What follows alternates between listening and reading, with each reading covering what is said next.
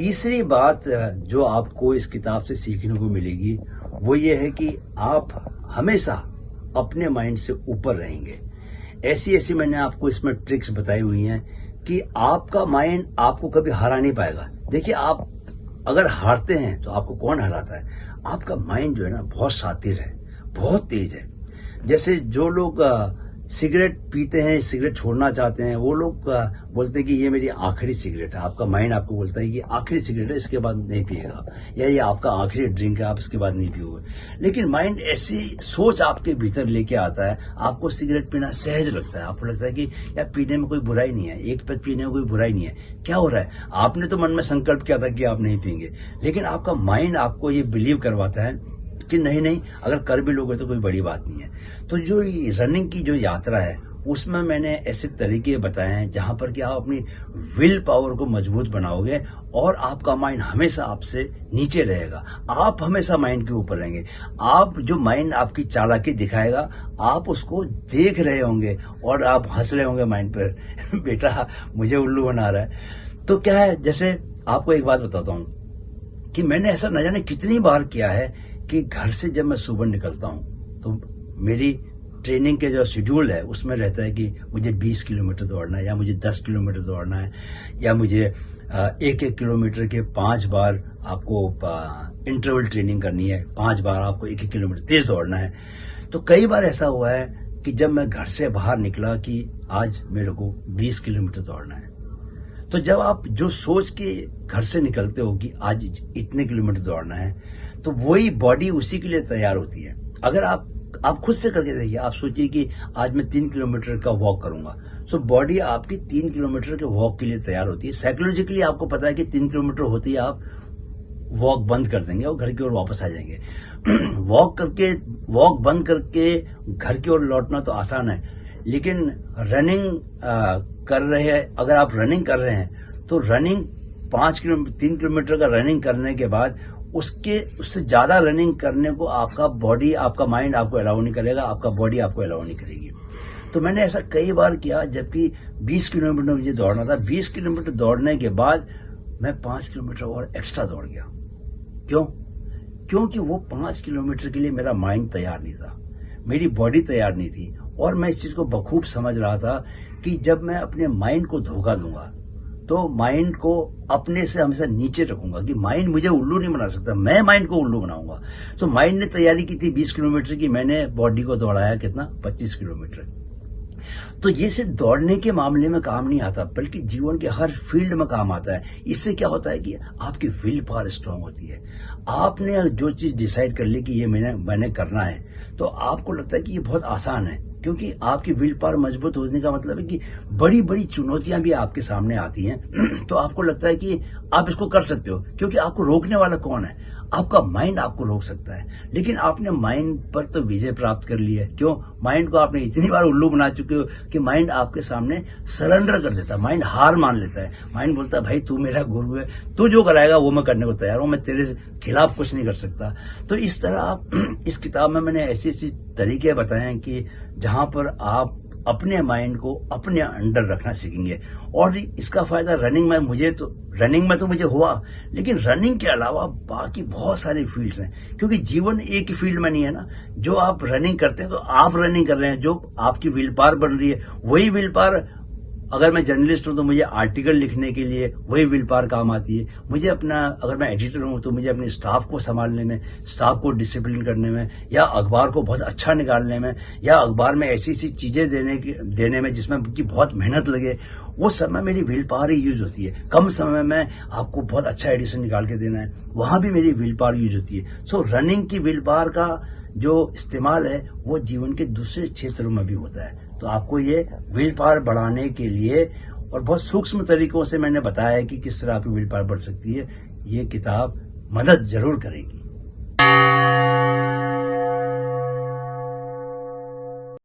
चौथी बात जो ये किताब आपको बताएगी वो ये है कि आपको खुद पर यकीन करना सिखाएगी और आपको पावर ऑफ विजुअलाइजेशन के बारे में बताएगी। देखिए, जब मैं 3 साल पहले कॉमरेड मैराथन दौड़ने गया था, 90 किलोमीटर की कॉमरेड मैराथन, तो इस बार जो कॉमरेड मैराथन थी वो एक साल क्या होती है कि आपको डरबन से पीटर मारिट्सबर्ग चढ़ाई चढ़ना पड़ता है और बहुत स्टीप चढ़ाई है। 90 किलोमीटर की चढ़ाई आपको लगातार दौड़ना है। अच्छा, आपको इतनी दूर से आप टिकट लेके जाते हो, हवाई जहाज का खर्चा करते हो, रहने का खर्चा करते हो, तो आपको 12 घंटे का कट ऑफ टाइम होता है। यानी आपने 12 घंटे के बाद अगर आप 90 किलोमीटर फिनिश लाइन पे पहुंच रहे हैं तो आपको ना मेडल दिया जाएगा और ना आपकी रेस को पूरा माना जाएगा। तो साइकोलॉजिकली आप बड़े प्रेशर में होते हैं। तो ये रेस की जब मैं तैयारी कर रहा था और मुंबई से बहुत सारे लोग थे, करीब 70 लोगों का एक ग्रुप था मुंबई से जो साथ में ट्रेनिंग कर रहे थे। हमको पहाड़ चढ़ना था, इसके लिए हम लोनावाला के पहाड़ों में जाके प्रैक्टिस रन कर रहे थे। रात के 12 बजे 2 बजे हम प्रैक्टिस स्टार्ट करते थे और 8-8 घंटे तक हम दौड़ते थे। एक बार हमने 65 किलोमीटर दौड़ा, एक बार 56 किलोमीटर दौड़ा, जस्ट टू मेक श्योर कि हमको पहाड़ों में चढ़ने की बॉडी को हैबिट हो जाए। तो जिस ग्रुप के साथ मैं दौड़ रहा था वो ग्रुप ऑलरेडी 2-3 बार कॉमरेड मैराथन दौड़ चुका था, उसके पास एक्सपीरियंस था। तो मैं फुल मैराथन जो कि तेज दौड़ने की कोशिश करता था, तो यहां भी मैं शुरू में तेज दौड़ा। तो जब मैं तेज दौड़ना शुरू किया तो शुरू में तो उनसे आगे निकल गया, लेकिन मैंने ये रियलाइज किया कि 40-50 किलोमीटर जब हम दौड़ चुके होते थे तो ये लोग का ग्रुप पीछे से आता था, बहुत स्लो दौड़ता हुआ और आराम से मुझे क्रॉस करता हुआ आगे निकल जाता था। और मैं बहुत अपमानित महसूस करता था क्योंकि शुरू में तेज दौड़ने की वजह से मेरा शरीर इतना इस कदर थक चुका होता था कि चाह के भी मैं उनकी पेस में दौड़ नहीं पाता था। तो मैंने इसका फिर तोड़ निकाला, मुझे लगा कि इनकी एक्सपीरियंस का इस्तेमाल करना चाहिए। और अगला जो प्रैक्टिस रन हुआ था तो मैंने उनके साथ साथ रनिंग पूरी की। तो 65 किलोमीटर में 60 किलोमीटर तक मैं उनके साथ रहा और बाकी के 5 किलोमीटर में उनसे आगे निकल गया। मैं आपको जो पॉइंट बताना चाहता हूं वो ये कि इन दोनों पहले प्रैक्टिस रन में वो लोग मुझसे आगे गए, दूसरे प्रैक्टिस रन में मैं उनसे आगे गया, लेकिन इससे ज्यादा बड़ी बात ये थी कि मेरे मन में बहुत गहराई में ये यकीन था कि मैं इस ग्रुप से बेहतर परफॉर्म करूंगा। जिस दिन जो डी डे आएगा, जिस दिन वो इवेंट होने वाला होगा, उस दिन मैं अपने को इतना कंट्रोल करके दौड़ूंगा और जितनी भी जो चीजें जैसे जैसे होनी चाहिए उनको वैसे ही मैं करूंगा और मैं इनसे बेहतर दौड़ूंगा। ऐसा मेरे मन में बड़ा यकीन था, बहुत गहरे यकीन था। जबकि प्रैक्टिस रन में मैं उनसे पीछे रहा और मैं कई तरह की चोटों से भी गुजरा। और जो मेरे साथ का जो ग्रुप था 6-7 लोग, हमारा एक ही सोसाइटी से हम 7 लोग दौड़ने गए थे, तो उस ग्रुप के लोग मुझे बोलते थे कि कैप्टन अनफॉर्चुनेटली तुमको चूंकि तुम इतनी सारी चोटें लगी हैं इसलिए तुम इस बार अच्छा परफॉर्म नहीं करने वाले और सारे लोगों से सबसे पीछे रहोगे। हमारे बीच में हंसी मजाक भी चलती थी। तो मैं उनके सामने बोलता था हाँ हो सकता है मैं सबसे पीछे रहूं, लेकिन मेरे मन में एक भरोसा था कि मैं इन लोगों से सबसे अच्छा परफॉर्म करने वाला हूं। और आप उसमें पढ़िएगा, ये बहुत ही इंटरेस्टिंग तरीके से मैंने उस पूरी कहानी को बताया है कि किस तरह मेरे से बहुत यंग लोग थे और किस तरह 70 किलोमीटर पर पहुंचने के बाद अचानक कोई देवीय शक्ति मुझ पर उतरी और मैंने तेज दौड़ना शुरू किया। और एक एक करके जो हमारे साथ 6 बाकी मेरे साथी थे, एक एक करके सबको मैंने पीछे छोड़ा और 7 में से दूसरे नंबर पे आया। और वो जो ग्रुप जो 4-5 साल का एक्सपीरियंस वाला ग्रुप था जो कि प्रैक्टिस रन में मुझसे हमेशा आगे निकल जाया करता था, वो ग्रुप भी मुझसे करीब 15-20 मिनट उस दौड़ में पीछे रहा। तो ये जो मन में आप जो सोचते हो और मन में गहरे जो यकीन रखते हो, उसके अलावा आप विजुअलाइज जो करते हो, मैंने हमेशा विजुअलाइज किया कि जब रेस फिनिश होगी तो मैं तेज दौड़ रहूंगा और मैं बहुत स्ट्रांग फिनिश करूंगा। जो पावर ऑफ विजुअलाइजेशन है कि आप रोज रात को सोने से पहले जो तस्वीर अपने सबकॉन्शियस में भेजते हैं वो तस्वीर हमेशा रियलिटी में कन्वर्ट हो जाती है और आपके जीवन का हिस्सा बनती है। ये बातें मैं इससे पहले कई बार अपने माइंडफिट के वीडियोज में बता चुका हूं, लेकिन उस दौड़ में जो कॉमरेड जो दौड़ हुई थी उसमें किस तरह ये बातें मेरे साथ खुद घटित हुई, वो जानने के लिए आपको ये किताब पढ़नी पड़ेगी कि कैसे आप जो सोचते हैं उसकी जो पावर है और कैसे आपकी जो पावर ऑफ विजुअलाइजेशन है वो निर्धारित करती है कि आउटकम क्या है, कि सब अंततः आप किस तरह सफल होते हो या नहीं होते, ये उसी पर निर्भर करता है। जिन लोगों के मन में ये डाउट होता है अपने को लेकर कि मैं ये नहीं कर पाऊंगा, तो स्थितियां अनुकूल होते हुए भी वो नहीं कर पाते। जिन लोगों के मन में ये यकीन होता है कि मैं इसको कर लूंगा, वो स्थितियां प्रतिकूल होने के बाद भी उसको कर लेते हैं। इस बात को याद रखिए, ये बात आपको इस किताब से सीखने को मिलेगी।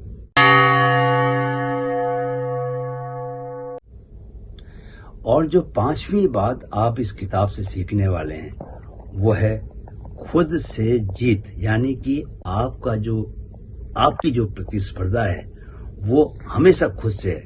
देखिए, आप इस जीवन के लक्ष्य को समझिए। आपका जीवन हमेशा एक आनंद में रहना चाहिए, एक आनंद का भाव रहना चाहिए, एक प्लेजेंट फीलिंग आपके मन में हमेशा रहनी चाहिए। जब आप दूसरों से खुद को कंपेयर करते हैं तो आप हमेशा कष्ट में खुद को डालते हैं। क्यों? क्योंकि कंपेयर करेंगे तो आपको कुछ ना कुछ अपने में कमी दिखाई देगी, कुछ ना कुछ दूसरों में अच्छा दिखाई देगा। तो आप अगर कई लोग जो होते हैं वो बहुत पैसे वाले लोग होते हैं, तो आप पैसे, जिसके पास बहुत ज्यादा पैसा है उसके पास बहुत ज्यादा खुशी होगी, इसकी कोई गारंटी नहीं है। क्योंकि पैसे वाला आदमी अगर कंपेयर करेगा तो वो हमेशा कोई ना कोई व्यक्ति उसको ऐसा मिलेगा जो उससे आगे है। और अगर पद की बात करें तो पद में भी आप देश के प्रधानमंत्री भी बन जाओगे अगर, तो भी अगर आप तुलना करोगे तो आप पाओगे कि आपसे ज्यादा ताकतवर नेता दुनिया में और भी हैं। तो आपको जीवन में खुश रहने के लिए पहली शर्त यह है कि आपको दूसरों से तुलना नहीं करनी। लेकिन इसका ये मतलब नहीं है कि आपको अपने को बेहतर नहीं बनाना। आपकी जो प्रतिस्पर्धा है वो हमेशा आपसे खुद से होनी चाहिए। मेरी जो रनिंग की जर्नी है, मेरी जो कंपटीशन था वो हमेशा खुद से रहा। एक हंसी मजाक के लिए दूसरे रनर्स के साथ टाइम पास के लिए हमने प्रतिस्पर्धा वाली बातें की कई बार कि भैया तेरे से तेज मैं दौड़ता हूँ, आ जाओ मैदान में, आ जा, तेरे से तेज दौड़ के दिखाऊंगा। इस तरह की एक थोड़ी हंसी मजाक के लिए समझ में आता है। लेकिन हार्ट इन हार्ट, दिल की गहराई में जो बात थी वो ये बात बहुत साफ थी कि आपकी प्रतिस्पर्धा अपने से है। देखिए, अगर आपने ये किताब पढ़ी होगी एटॉमिक हैबिट, तो उसमें एक बात बताई गई है कि आप अगर रोज सिर्फ 1% भी खुद को सुधारते हैं तो by the end of the year आप जैसे थे शुरू में उससे 37 गुना बढ़िया हो जाएंगे। यानी कि आप जितना अगर X आप में काबिलियत थी साल के शुरुआत में और आपने 1% खुद को इम्प्रूव करने की कोशिश की और इम्प्रूव किया, तो by the end of the year आप 37x बेटर हो जाएंगे। तो आप सोचिए, ये बहुत बड़ा नंबर है। 37 गुना अच्छा हो जाना आपको न जाने किस तरह की कहां से कहां पहुंचा देगा। आपको जमीन से, जिसको बोलते हैं ना कि फर्श से लेकर अर्श तक की यात्रा पूरी हो जाएगी आपकी। तो इस बात को समझिए कि जब आप खुद से प्रतिस्पर्धा करते हैं, दूसरों से नहीं करते, तो आप ये इंश्योर करते हैं कि आप कभी दुखी न रहें, हमेशा खुश रहेंगे, हमेशा आनंद महसूस करेंगे, जो कि जीवन का अंतिम लक्ष्य है। आप अगर आनंदित महसूस नहीं करेंगे तो कोई भी काम का कोई मतलब नहीं है। एंजाइटी, जब आप दूसरों से कंपटीशन करते हैं तो सबसे पहले जो आपको इनाम में चीज मिलती है वो है एंजाइटी। आपको घबराहट मिलती है। उस घबराहट को कोई क्यों अपने जीवन का हिस्सा बनाना चाहेगा। आप इस किताब में पाएंगे कि शुरू से लेकर आखिर तक एक बहुत जिसकी मैंने तरफदारी की है वो है कि आपको हैप्पीनेस चाहिए, आप हमेशा खुश रहें। क्योंकि सृष्टि को अगर आप ब्रह्मांड को उसके ओरिजिनल स्वरूप में छोड़ दें, मतलब इसको बोलते हैं डिफॉल्ट, जब डिफॉल्ट स्टेट जो ब्रह्मांड की है वो हैप्पीनेस की ओर टिल्टेड है। यानी कि अगर एक अगर पेंडुलम है, पेंडुलम और एक साइड सैडनेस है, एक साइड हैप्पीनेस है, पेंडुलम को हम छोड़ दें, यूनिवर्स के पेंडुलम को, तो वो हैप्पीनेस की ओर टिल्टेड है। तो इसीलिए दुनिया इतनी आगे चल रही है, लगातार प्रोग्रेस करती हुई मनुष्यता, ह्यूमन बीइंग्स जो है इतना डेवलप होते जा रहे हैं आगे, माइंड भी डेवलप हो रहा है, लाइफ भी कंफर्टेबल होती जा रही है और जीवन में खुशी के तरीके और खुशी की वजहें भी बढ़ती जा रही है। तो अगर बुनियादी चीज है to be in a happy state, तो वो अगर हैप्पी स्टेट में आप न रहे, और चाहे वो रनिंग की बात हो या चाहे दूसरी और चीजें हों, उसमें अगर आपने दूसरों से कंपेयर करके, दूसरों से कंपटीशन करके अपने भीतर एंजाइटी भरना शुरू किया, तो उस एक्ट का कोई मतलब नहीं रह जाता। क्योंकि वो बेसिक जो जिससे जीवन समृद्ध होने वाला है उसके खिलाफ है। जीवन किससे समृद्ध होने वाला है? हैप्पीनेस से। देखिए, हैप्पीनेस से हैप्पीनेस पैदा होती है, और जब हैप्पीनेस से हैप्पीनेस पैदा होती है तो वो ऐसी घटनाएं आपके जीवन में लेके आती है जो कि आपको हैप्पी बनाएगी। तो सक्सेस आपको हैप्पी बनाने वाली चीज है, राइट। तो सक्सेस कभी भी अनहैप्पीनेस से, सैडनेस से पैदा नहीं हो सकती। सक्सेस हमेशा आपको हैप्पीनेस से मिलेगी। और अगर आपको हैप्पी रहना है हमेशा, तो आपको ये इंश्योर करना पड़ेगा कि आप किसी से कंपेयर ना करें और कंपटीशन ना करें। लेकिन आपको बेहतर भी होना है, तो बेहतर होने के लिए आपको खुद से कंपेयर करना पड़ेगा। रोज 1% खुद को सुधारना पड़ेगा। सोचिए, अगर आप रोज अपने को 1% सुधारें तो 1 साल में 37 गुना अच्छे हो जाएंगे। तो अगर 5 साल में क्या होगा सोचिए, 5 साल में 37.5 या जितना आता है उतना टाइम आप बेटर हो जाएंगे। उतना टाइम बेटर होने का मतलब आप तो किसी भी फील्ड में वर्ल्ड रिकॉर्ड बनाएंगे, चाहे वो रनिंग का फील्ड हो, चाहे वो कोई और फील्ड हो। तो इस बात को मैंने बहुत प्यार से और लगातार चैप्टर वाइज चैप्टर अध्याय दर अध्याय इस बात को मैंने बहुत बारीकी से इस किताब में पिरोया है कि कैसे आनंदित रहना आपके जीवन का सबसे बड़ा ध्येय होना चाहिए, और खुद से ही प्रतिस्पर्धा के अलावा किसी और से आपको प्रतिस्पर्धा नहीं करनी। तो जब आप आखिरी लाइन पे आएंगे तो आप पाएंगे कि मैंने उसमें बहुत साफ साफ लिखा है कि आपको खुद पर जीत हासिल करनी है। आपको दूसरों से नहीं जीतना, खुद से ही जीतना है। और अगर आप इतना इंश्योर करेंगे तो कोई वजह नहीं कि आपका जीवन सफलता की ओर न जाए, आपके जीवन में भरपूर आनंद न बना रहे। तो ये 5 बातें थी जो मुझे लगा कि आपसे जरूर की जानी चाहिए। मुझे लगता है कि इन 5 बातों को अपने जीवन का हिस्सा बनाने के लिए बहुत ज़रूरी है कि आप ये किताब पढ़ें। इस बात की मैं आपको लिटरली गारंटी दे सकता हूँ कि किताब एक बार पढ़ना शुरू करेंगे तो कहीं भी आप रुकने का नाम नहीं लेंगे। किताब इस तरीके से लिखी गई है कि उसमें एक साहित्यिक रस, जो जिसको बोलते हैं ना, लिटरेरी एक टेस्ट आपको लगातार मिलेगा, और जगह जगह आपको हंसने के बहाने मिलेंगे, जगह जगह आपको खुद से एक महसूस होगा, मोटिवेटेड फील करेंगे, और आपको लगातार नॉलेज मिलेगी।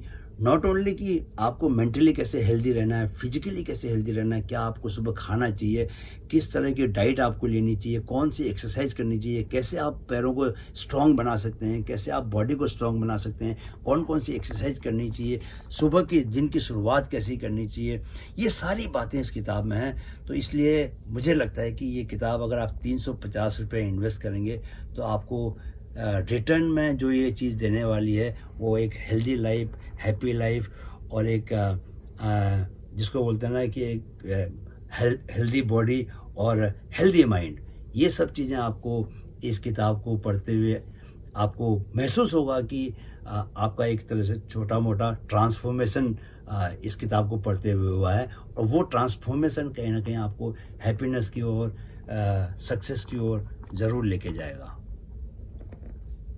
वीडियो देखने के लिए बहुत बहुत धन्यवाद। शारीरिक, मानसिक एवं आध्यात्मिक विकास को हर आयु वर्ग तक पहुंचाने के माइंड फिट के लक्ष्य में अपना योगदान दें। वीडियो अगर पसंद आया है तो अपने दोस्तों और करीबियों से ज़रूर शेयर करें ताकि वे अपने स्वास्थ्य की बेहतर देखभाल कर सकें।